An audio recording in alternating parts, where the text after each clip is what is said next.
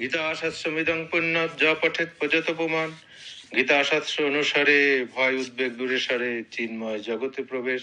গীতা অধ্যয়ন অনুশীলস্য চ প্রাণায়াম প্রায়শ্চ চ নৈব শান্তি হি পাপানি পূর্বজন্ম কৃতানি চ। গীতা পঠে যে অন্তরে পূর্ব পাপ দ্রুত নাশে, বহু জন্মে একে একে জমেছিল হেন দেহে।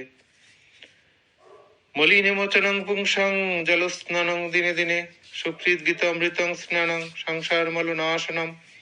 প্রতিদিনের জল স্নানে পবিত্রতা আনে দেহে, গীতামৃতের একটি ছেনে মলিনতা নাশে জন্মের।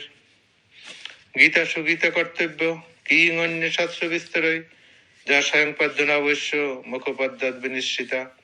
গীতা শাস্ত্র অধ্যয়নে অন্য শাস্ত্রের সার লবে, ভগবান পদ্মনাভ মুখ থেকে নিঃসরিলে। ভারতমৃত সর্বস্বং বিষ্ণু ভক্তাৎ বিনিশ্চিতম, গীতা গঙ্গোদকং পিত্তা পুনর্জন্ম ন বিদ্যতে। গঙ্গা জল পানে মুক্তি, মহাভারত অমৃত উক্তি, তারিসার হেনবাণী পুনর্জন্ম নাশয়তি। সর্বোপনিষদ গাবদুগ্ধা গোপাল নন্দনঃ, পার্থবৎস সুধীর ভোক্তা দুগ্ধমৃতং মহৎ। উপনিষদ হলো গাভী, দোহে গোপাল নন্দ পিতৃ, পার্থ যার হলো বৎস গীতামৃত পানে সুধী। একং শাস্ত্রং দেবকী পুত্র গীতম, একং দেব দেবকী পুত্র এব, এক মন্ত্রস্য নামানি জানি, কর্মণ্যপি একং তেস্য দেবস্য সেবা। দেবকী পুত্র গীতে শাস্ত্র, এক ভগবান তিনি মাত্র, এক মন্ত্র জেনে সবে কর্ম করি তাঁকে সেবে।